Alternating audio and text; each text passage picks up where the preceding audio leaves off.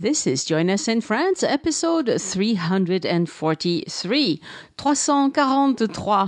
Bonjour, I'm Annie Sargent, and Join Us in France is the podcast where we look around France so you can best enjoy France as a destination.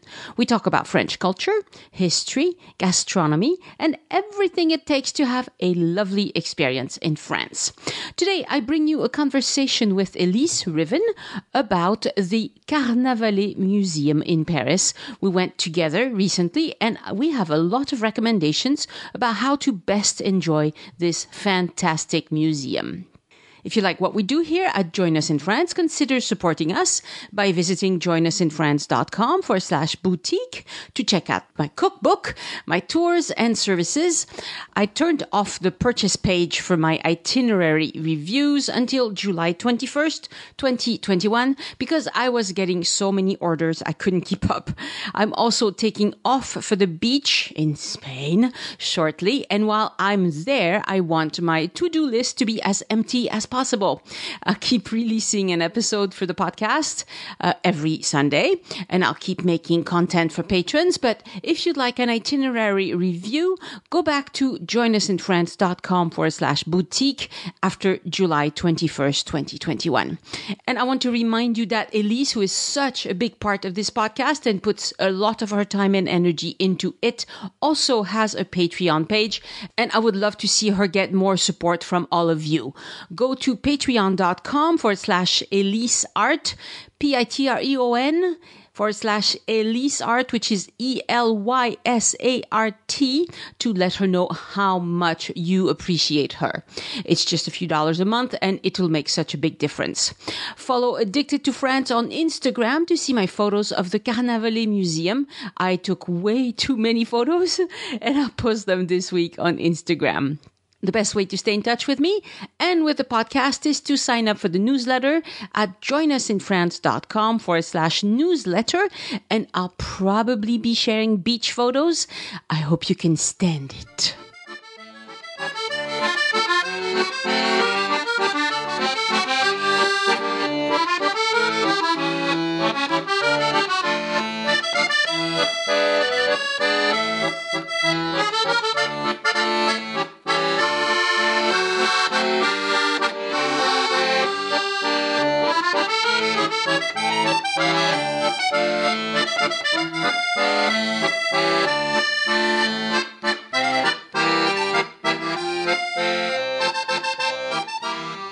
Bonjour, Elise. Bonjour, Annie. We are talking today about the Carnavalet Museum. The Carnavalet. My new favorite. Her new favorite. Yay. Yeah.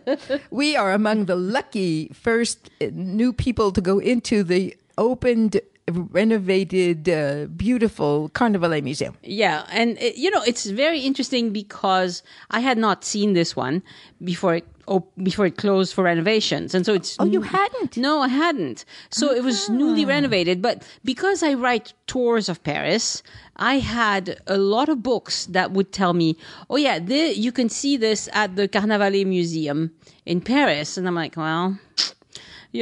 because it was closed for 4 years. I remember, I actually remember when it closed because I had just finished doing a tour in 2015 when they announced that it was going to close.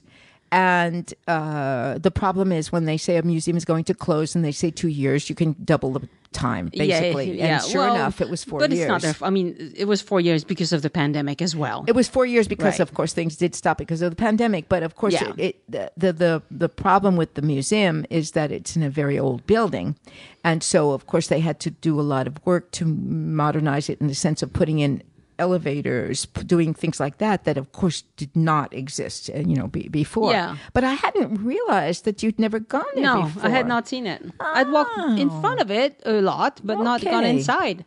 Okay, so actually, I am more the witness to the ways in which it has actually changed than the ways in which it basically hasn't changed. That's kind of interesting because we had a great time going there. Yeah. But so I just thought I'd start. It's very, very short, but because the Carnavalet Museum is in the dead center of the magnificent Marais. Okay, so we know that. And the Marais is the one section of Paris that is filled with mansions from the 17th century. And part of that is thanks to the Place des Vosges, because once the Place des Vosges was created by Henry IV, all of the aristocrats and all of the nobility who had money wanted to have a beautiful mansion in the same area, which was an area that basically had not been developed at all, so it was, and so it is a fact that we have the Picasso Museum, which is in a very old, beautiful building. You have the archival building, which is a gorgeous 17th Street. Yeah, the archives, yes. The archives, the municipal bibliothèque library, and there are so many of these magnificent mansions in this area. And what's nice is that they've all been saved and turned into something else. Right. So and there's the one by the Place des Vosges. What's it called? The Sully. The Sully. Right. Yeah. So it really is a gorgeous area. But that one, you can see the courtyard. But you can't go inside. But you can't go inside. No. So, but the Carnavalet and the Sully look similar to me from the outside. I don't remember the date of Sully exactly, but of course he was the finance minister for Henry IV. So it was probably just about the same time period. About that time, yeah. But this museum, the Musée Carnavalet, is on Rue de Sévigné.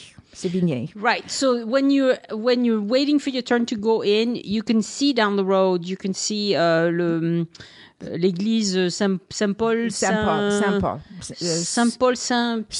Saint-Paul Saint-Pierre, but it's two saints. Everybody just call. Yeah, but everybody just says Saint Paul. Yeah, it's a beautiful perspective. It's beautiful perspective, and it's maybe not even a kilometer away from that church. Not even. No. Yeah, 500 meters. Three big blocks or something like that. And then, of course, if you have time, you can walk around the corner in 2 blocks. You're at the Place des Vosges. Right. I mean, it's a gorgeous neighborhood. Right. So you should get off at the Saint Paul Metro and just walk there, up. Yeah. So I just was curious because I basically have always said, it's 17th century building and and then of course, that's sort of about the extent of it.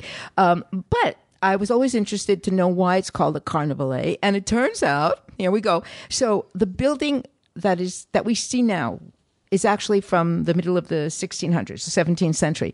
But that was the renovation of a building that was built the century before, in the middle of the 1500s. Okay. And it was built for a very rich Breton, someone from Brittany. Yeah. And in Brittany, many of the names begin with K-E-R, Caer, right? Sure. It's a prefix in Gaelic. I haven't, to be honest, don't know what it means. But anyway, it's typical of names that come from Brittany. Yeah. And so this guy's name was Caer, K-E-R, Caernarvon. Okay. And they basically slid it into French from the Gaelic and turned it into Carnavalet and spelled it differently so that it made sense in French. Okay. So it's thanks to a rich guy from Brittany. Excellent. That it was built. And then in the 1600s, it was renovated by Mansart. And Mansart is the man who created what we all know in French as the Mansart windows, which are the how would you describe them in English? They're like the small windows that stick out of a roof. Out of a roof, but on a sloping roof. Yes. On a sloping roof. And of course, he worked a lot on Versailles as well. Yeah, and you see them all over. You see them all over. Place des Vosges. Right. You see them at Versailles. Everywhere. Yeah, and if you have an ostentatious French-looking building, usually it will include. It will include these kinds of mansarde. Right, these windows. Even in America. Even in America, it's called that, right? It's called. Yeah, I've seen them in America on McMansions, Yeah. And they use that, yes. And so the reason why Mansart worked on it is because it was the Marquise de Sévigné who lived there in the building. So it's very suited that there's a beautiful portrait of her in the Carnavalet Museum, as well as some letters that she wrote to her daughter. Now, Madame de Sévigné, we should say, was a epistological writer. So yes, she observed everyone, right? And she wrote letters about everyone. So she was a bit of a I don't know, a bit of a gossip. She was a gossip, but who was her letters, which you can find still today, they're in print, basically give you a perfect description of high society at the time. Right. And she was very observant of the mores and the Right. fashion and the jewelry and who said what to whom. Exactly. And that sort of thing. And she was very astute and very smart. She was very, very smart. She was very smart. So that's why the street is named after her. Mm-hmm. And it's because it was her palace or mansion for 20 years. Okay, because she was born on Place des Vosges. Yes, she was born in the Maison Coulanges on Place des Vosges. Okay. So really close. I mean, very close. You know. I was just looking up a little bit of her history. I mean, she was born on the Place des Vosges. Her family was, I don't know, they were barons. I never can tell what the order is anyway. It's, it was medium level nobility. Yeah. Not the highest, and she was married off at the age of 18 to a very rich baron who, she had 2 children, her daughter and she had a son, of course. But she became a widow at the age of 25. I'm sorry if I'm making this laugh. She became a widow at the age of 25 because her husband was killed in a duel fought over his mistress. Yeah. Yeah. Right. Okay. So, got good riddance, basically. Yeah. Well, I don't know. I mean, good riddance. She might have. I don't know. We don't know. Anyway, in 1866, it was Haussmann who was the baron. Baron Haussmann, who was the préfet, and the préfet is kind of like, I don't know how to explain préfet. It's very difficult. It's a combination of head of the police and a head administrator. Right. It's somebody who administers a territory on behalf of the king or the president, or so if you have an official burial and the president can't make it, they usually send the préfet to represent, And they also represent the police, don't they? Yes. So the préfet is they manage the local police. Yes. Right. Yes. Not the gendarme. No. But the police. Yes. Police municipale. The police municipale. La police. And he was the one who turned it into a museum. I see. And the museum, Haussmann. Baron Haussmann turned it into, it was a building that I have no idea what happened to it during the revolution, but it wasn't destroyed. It was clearly evacuated in some way, I'm sure. But he turned it into, he was the first one in 1866 to turn it into a museum of the history of Paris. And it had, I didn't know. I can't even imagine, having seen it many times before this recent renovation. It was chock full. I mean, if you think it was filled now, you can't imagine. It was like going into some kind of warehouse stockroom where they didn't know where to put everything. Right. It was so filled with things that what happened was that eventually by the 20th century, they created several other museums to get rid of some of it and make other museums because they couldn't keep up with everything and show everything. So there's, I don't know if you've ever been there. There's a museum called the Musée de la Mode des Costumes, and it's the Gallieri Museum. It's in the 16th. I have not been, no. I actually haven't been inside either, to tell you the truth. But they took all of the clothing and the costumes from the Middle Ages and then up through into the 19th century, and they took them there. And but they kept some. They kept a few. They have a coat that was worn by, what's his name? Danton? No. The author of... Who? Which one? I'll cut this out. À la recherche du temps perdu. Oh, Proust. Marcel Proust. You know what? I don't remember seeing that. I don't remember seeing it either. We didn't have enough time. We didn't have enough time.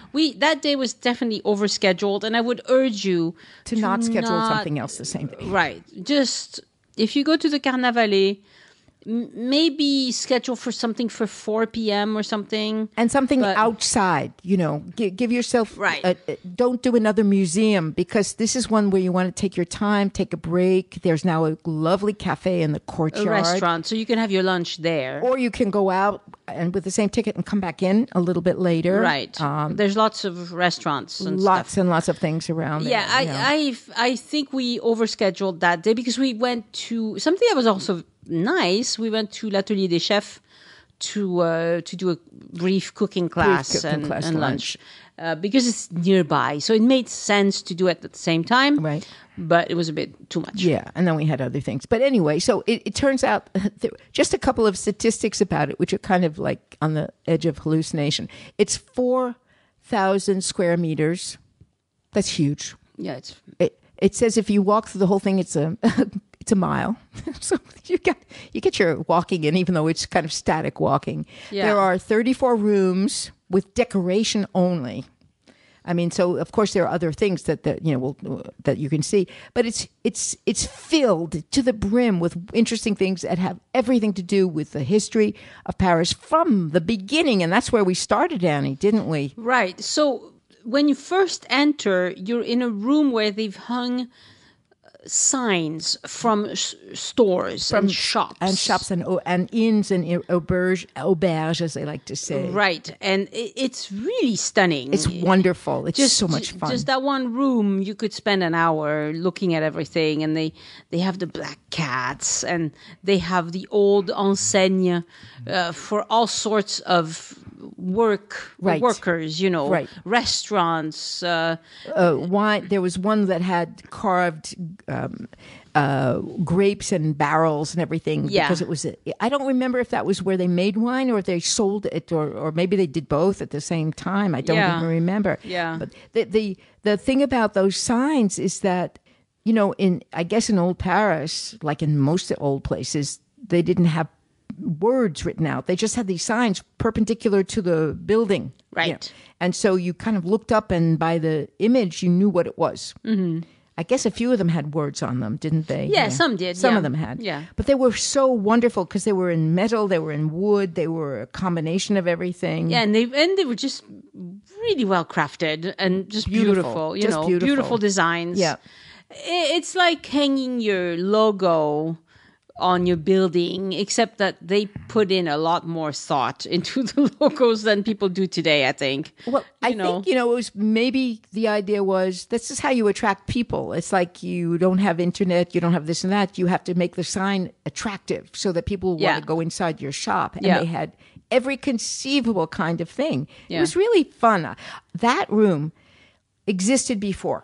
Okay. It in fact, that was one of the things I loved most even before. It was not in they changed the entrance around, so you came in a different way before. But they always had them. But this, when they expanded it, I think we had 3 rooms with signs this time. Yeah, there were several rooms. Yeah. And before it was only one, and it was too crowded. So one of the things that they did do, which is nice, is that they spread it out. Right. So you really can appreciate them and better. I like that they did it around a theme, So you have different areas of the museum that are organized around a theme that's very obvious. I mean, and then if you go down from there, that was fun. It was fun because you get to, but I mean, that's a bit geeky, but you get to the older stuff that they found. So you have some artifacts from the Parisi, which were the very first people that... They were the Celts that were there before the Romans even showed up. Right. And they've excavated some stuff around Nanterre.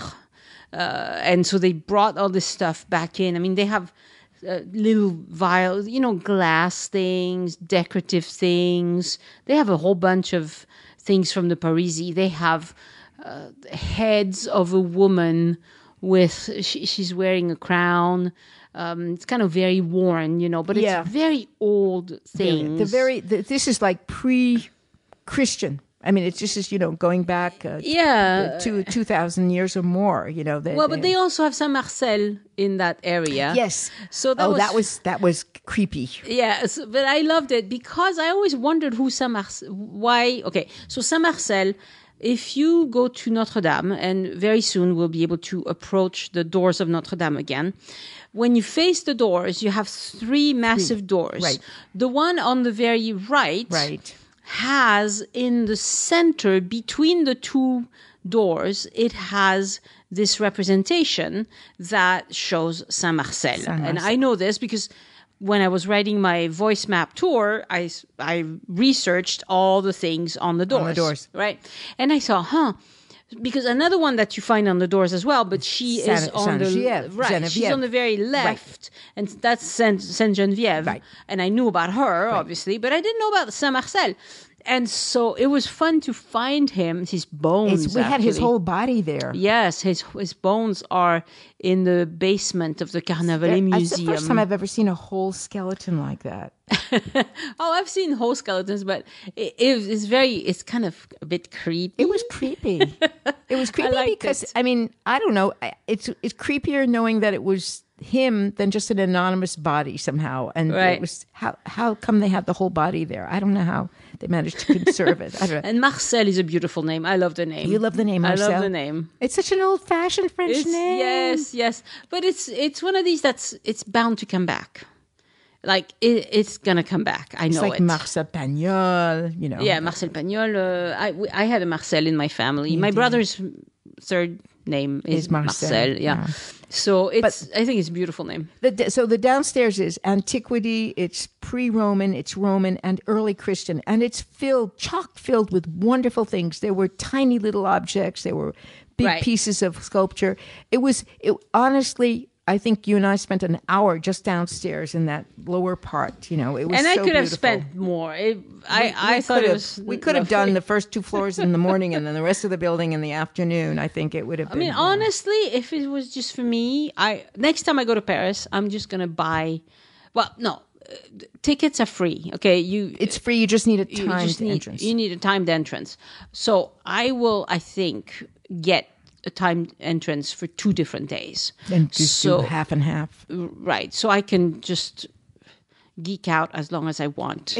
Yeah. I mean, the thing about a museum like that is that not everybody's going to be interested in everything that's in it.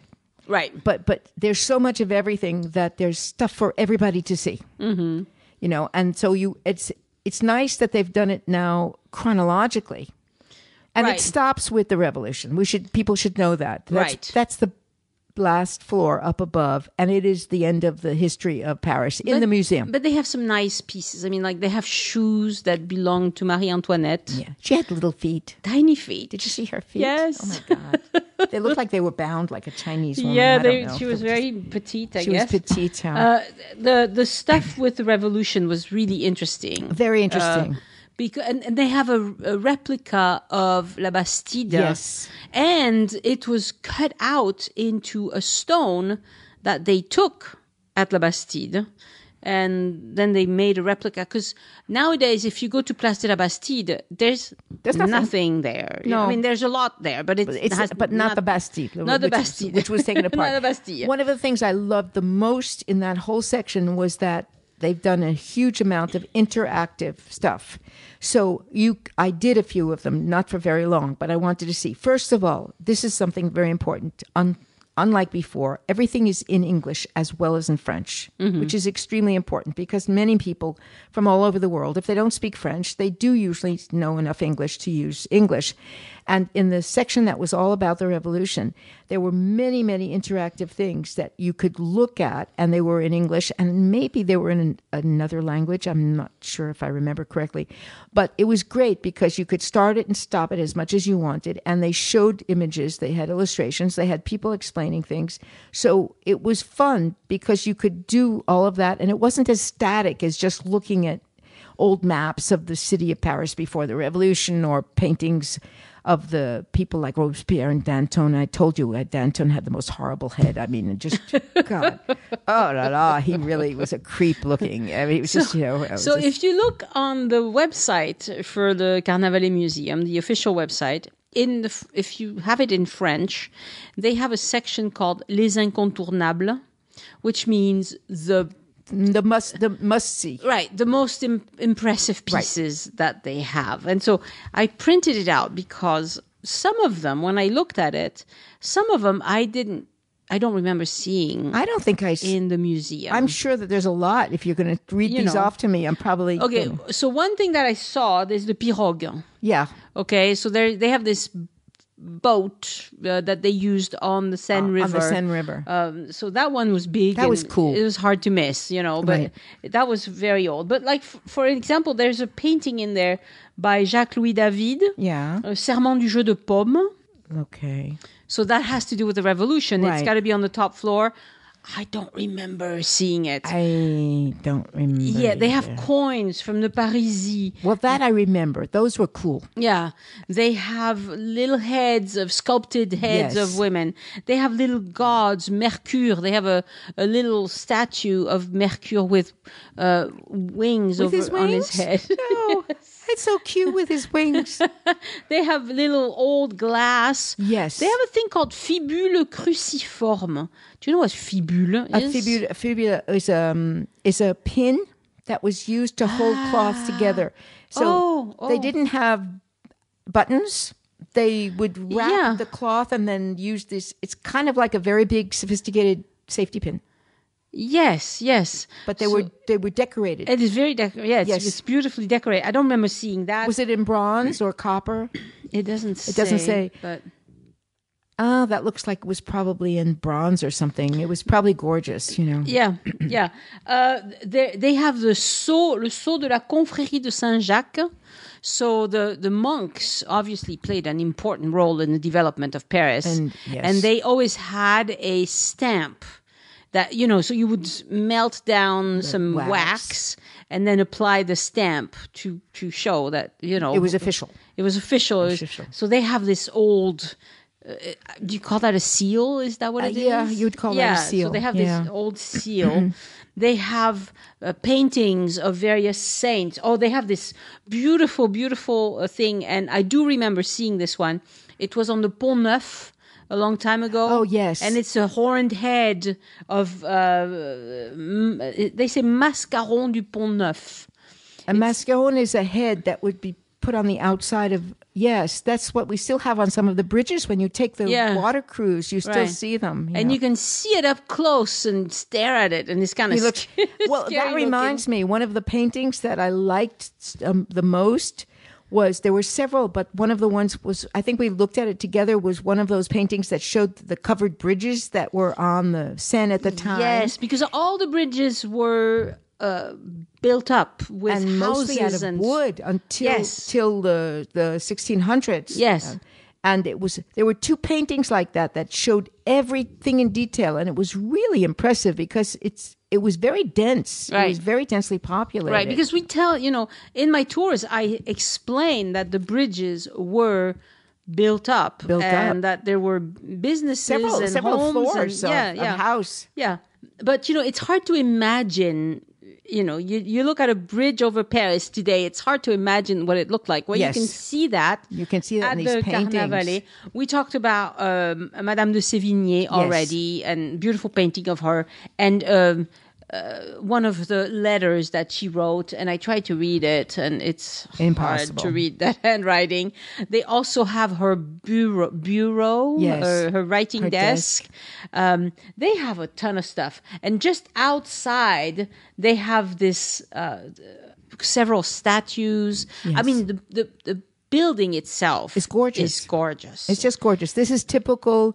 Beautiful architecture from the 17th century with limestone, this gorgeous golden yellow limestone, and there's two magnificent courtyards. But this was typical of the mansions in Paris at the time. Mm-hmm. Yeah. No, they were absolutely gorgeous. They were gorgeous. And of course, inside, there are some beautifully decorated rooms. Yes, there are several with lots of gorgeous furniture. Yeah, des panneaux décoratifs pour le salon de Gilles de Marteau. By François Boucher. I mean, we walked through several of those, and they were all just beautifully decorated. They were beautifully decorated. The salons. They have a desk that Voltaire used at the end of his life. Yes. And it had a tablet on the side to put down books, and a tablet that could be straight up so he could read. Yeah, it was very... He's a fascinating person. Yes, and he lived in Paris a lot. They have an old harp. Wasn't it beautiful? Yes, it was gorgeous. A harp with pedals. So a fairly modern instrument, because harps still have pedals today. I mean, the full harp, you know, the full concert harp, not the Celtic harps. They have paintings that show... when they emptied the Cimetière des Innocents, they have paintings that show that I thought were gorgeous. And they have a bunch of things from the French Revolution. Paintings. Lots of paintings. Ads and posters. Yes. That were posted various places during the the French Revolution. They have medals. They have a bunch of things around La Bastille which is great because it's hard to visualize what it looked like. Right. They have an original of the Declaration of the Rights of Man and of the Citizen, which was a French invention, I guess. And it looks very nice, and it's the kind that you see replicated in books all the time. So it's exciting to see an original. They have paintings, Le Serment du Jeu de Paume. The Revolution takes a big part of the last two floors of the building. I mean, it's a major part of the history of Paris. Right. Let's face it. Right. They have a signed order of Louis XVI, his last signed order. Yes. They have a portrait of Robespierre and a portrait of Danton. And a portrait of Danton. They have letters that Danton and Robespierre and people like that wrote that triggered big events of the revolution. Wasn't there another portrait of Marat also? There might have been. I think there was. And there was even a portrait of, I think, Charlotte Corday, the one who killed him. Mm-hmm. Yeah. There were little portraits. Yes. But I think there was also. They have stuff about Napoleon as well. So they have this thing that they called un nécessaire de campagne de Napoléon Ier, which I'm not sure what all is in there because I did not pay attention to this. I don't remember seeing it. Well, I think at some point we were kind of like rushing to finish. I mean, it was we just went too fast. A nécessaire is really like a trousseau. It's a thing where you put all your like things for grooming yourself and everything. Yeah. Right? Yeah. It's they have a beautiful painting that they called Tableau de Paris, Cabinet des Anses. So it was probably some sort of bathroom. So a place. Cabinet des Anses had to be a bathroom. That's a bathroom. So it had to be a lavatory. A public bathroom. And they show this woman standing there. She's probably taking money from the patrons. And there's a beautiful, very old-looking poodle. Oh, really? She would notice if there's a poodle. I noticed She'd notice there's a poodle.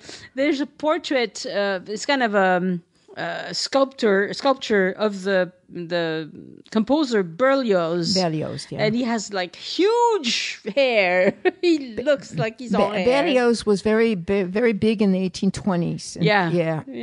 He was a. It has. There's paintings. Hôtel de Ville de Paris à l'arrivée du Duc d'Orléans le 31 juillet 1830. Yeah. So big events that took place that were painted by famous people.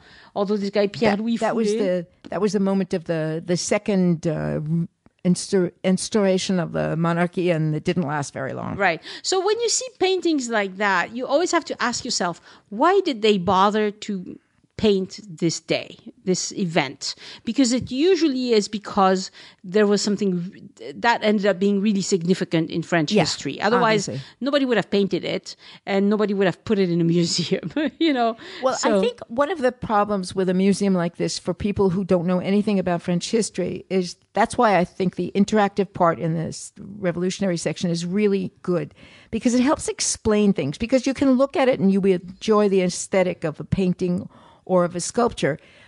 I'm not talking about the furniture and the musical instruments, which are just other things, but it's very difficult sometimes to understand why certain people are important, why certain events were important. Right. That's the part where they added a lot of information, and it's very good that they did. Yeah. Because it is hard to keep all of that in your head. Yeah, really they have representations of the barricades, Faubourg du Temple. Right. In 1848. They have a bunch of things. Oh, and they have Le Berceau du Prince Impérial Louis-Napoléon.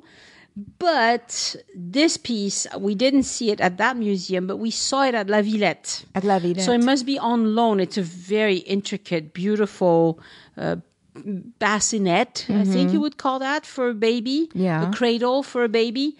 Beautiful, beautiful. With some angel is holding a crown over the whole thing. It's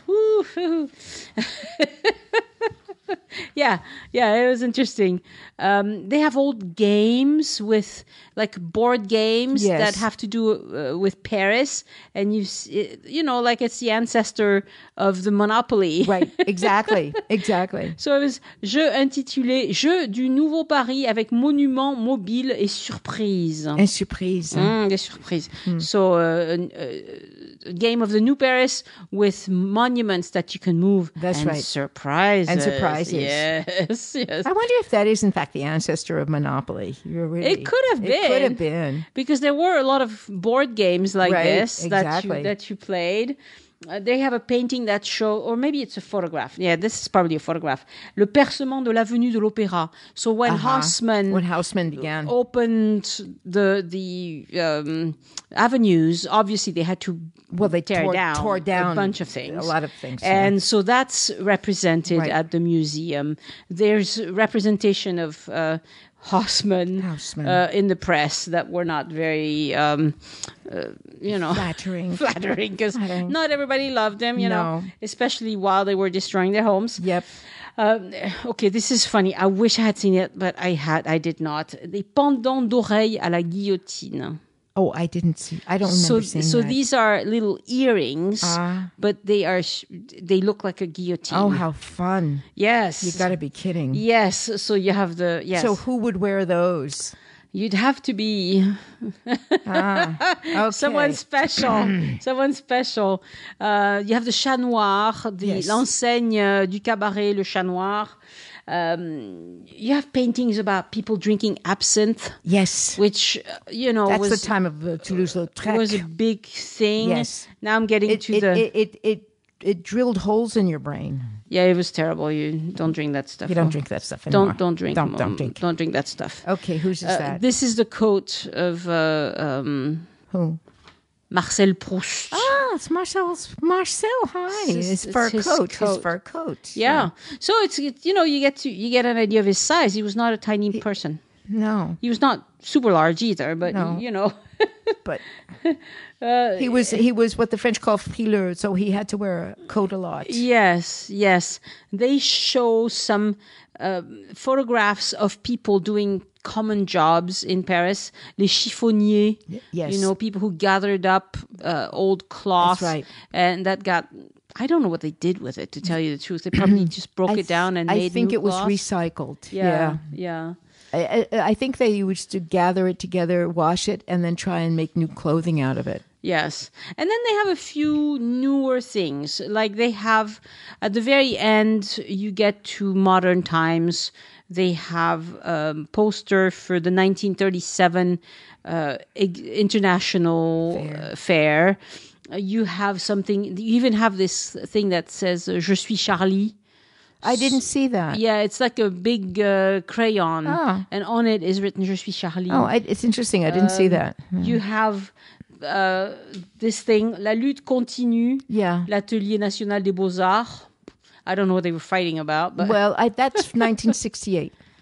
That's the student movement of 1968, I think. Probably. I think that's what it was. Probably was. Yeah. Anyway, it's a fabulous museum.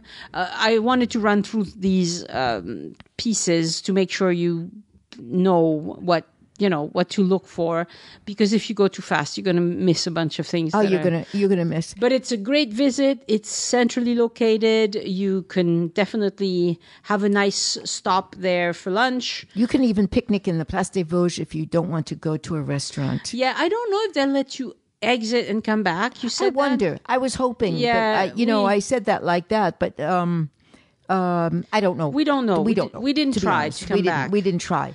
And because it's in high demand, I mean, they advertise this museum in the Paris metro. Right. So it's a big deal that it's reopened. Yeah. So when I do itinerary review with people, they often ask me about how do I know about special theater things or special events that are like going on. What's going on at a particular moment. Right. When I'm in Paris, how will I know what's going on to go out and do things? Well, what you do is you open your eyes in the metro, because all of it is advertised in the metro. The shows in the museums, yes. the concerts, all of those things. Yes. So you will also see things that are irrelevant to you because they're going to be like new books. Right. Big French authors have a new book out, so there's going to be an ad for that. But there's also ads for the reopening of museums, for but there's exhibits. something else you can do. Even if you don't read French, there's a tiny little weekly magazine called Pariscope. Yeah, and you don't really need to read French because it's divided into sections. It's museums, concerts, restaurants, all kinds of things, and it shows you the dates that things are open, the hours that they're open, how much it costs.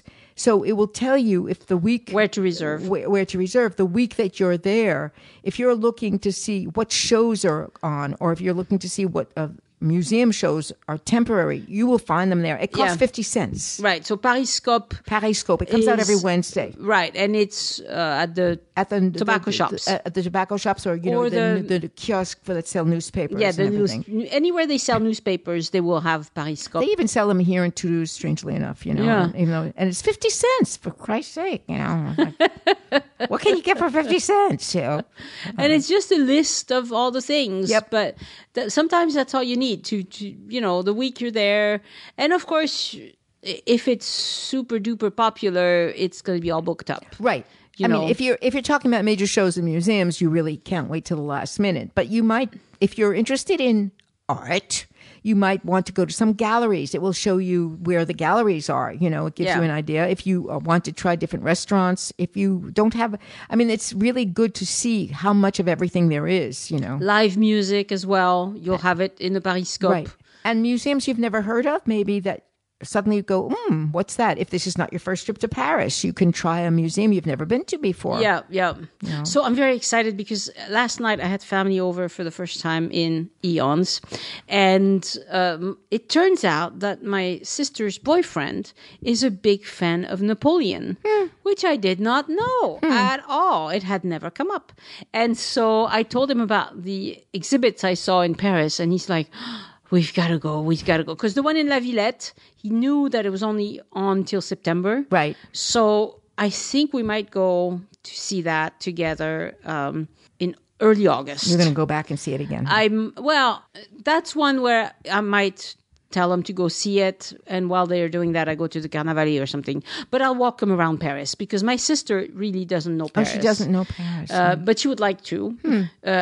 My brother doesn't know Paris and doesn't want to. Oh, he doesn't want to. Right. Oh, interesting. Yeah. So I have a sister-in-law, a sister, and a brother-in-law who are very interested. And the rest of the family, not so much, But for the longest time, you have to understand, if you grow up in France, there's so much more to France than just Paris. There's a ton of French people who've never set foot in Paris. It's true. Or who have maybe they've been there like to catch a plane or something, right. But they don't know Paris. Like Paris has what?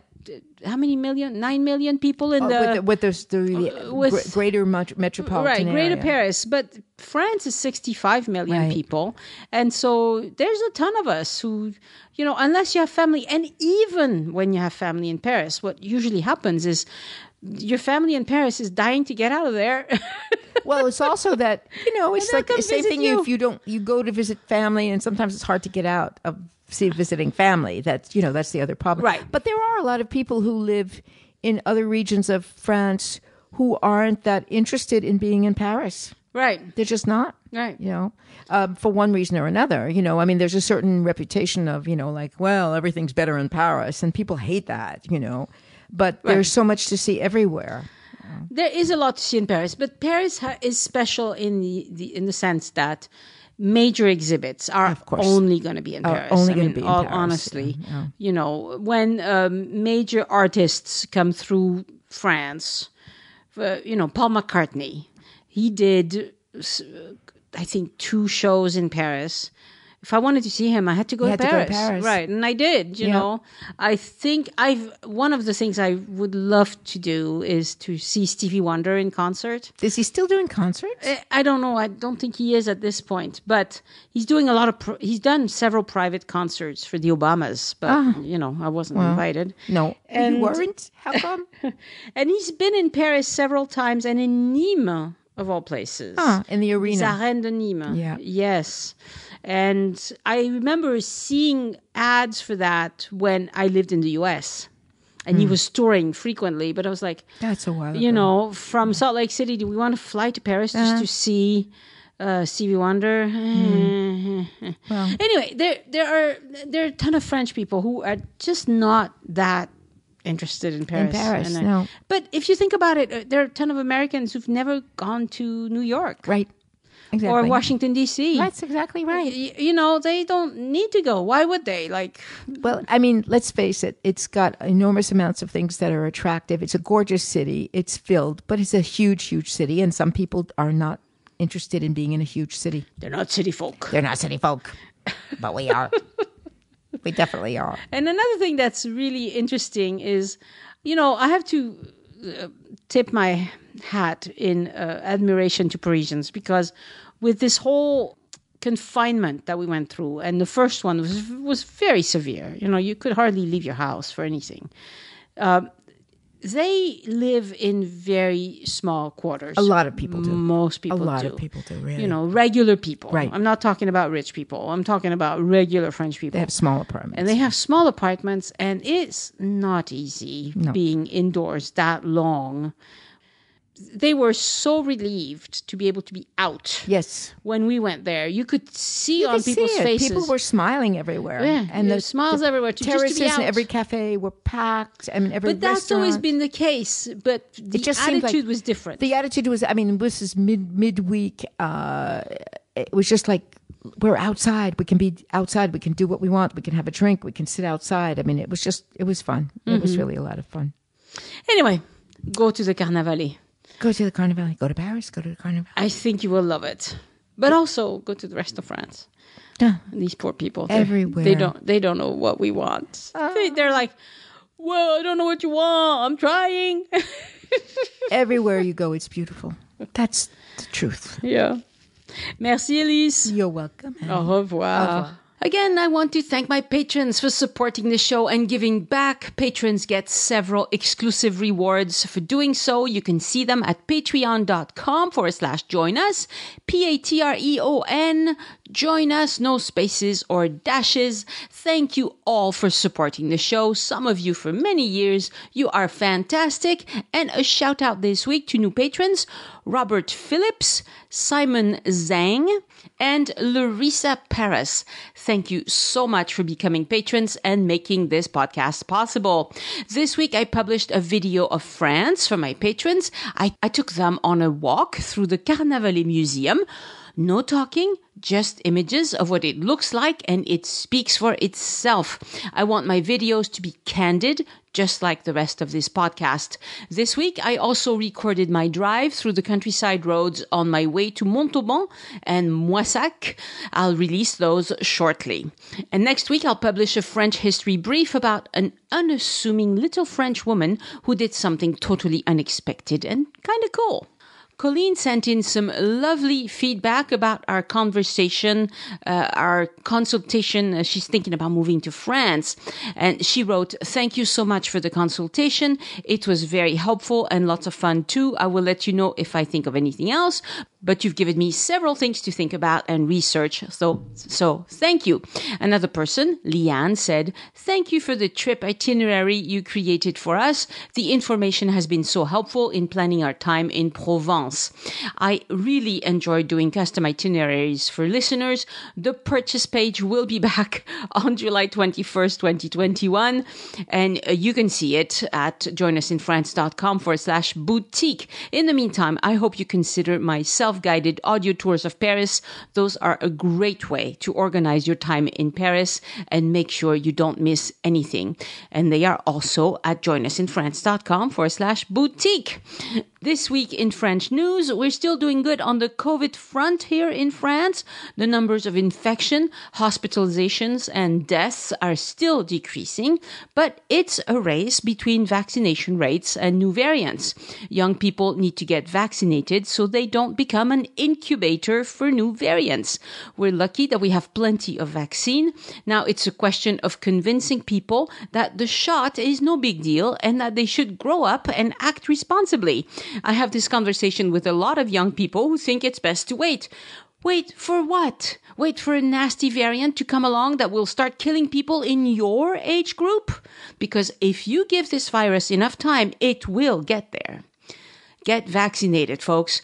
Any authorized vaccine available to you will do better than zero protection. La Samaritaine department store reopened on June 23rd after being closed for, I've read 15 or 16 years. I'm not sure which one is right. It took a company with big pockets to take on this renovation, and LVMH has pulled it off brilliantly.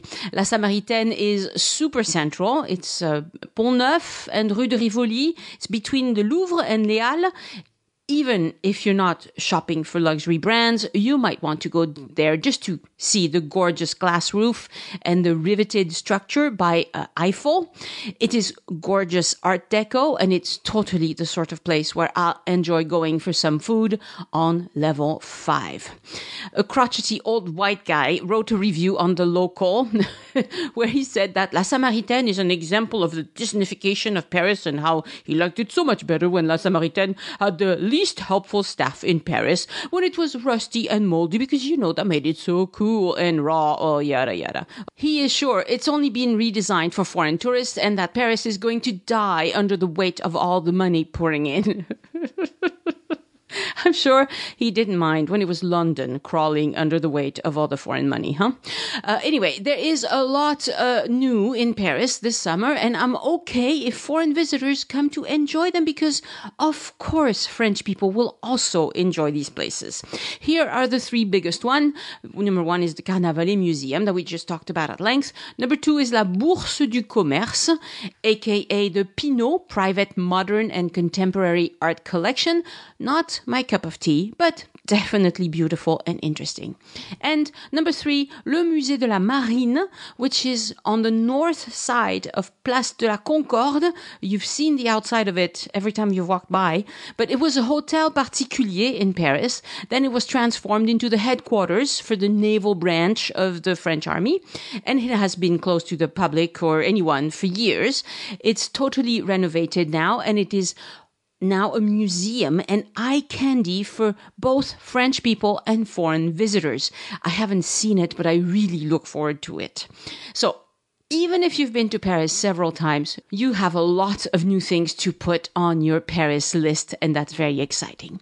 For my personal update this week, I'm hurrying up and trying to tie up all those loose ends before I head to the beach for a few weeks. I'm looking forward to walks along the beach and fewer hours spent behind a computer. I love the lifestyle in Catalonia. I will totally go on Spanish Standard Time and love every minute of it. I have not been back to my place in Spain for 2 years because of the COVID. Just being there will be very fun. Show notes for this episode are on joinusinfrance.com/343, where you can see a recap of what we've discussed and links to relevant resources. If you enjoy the show, introduce a friend to the podcast and show them how you listen.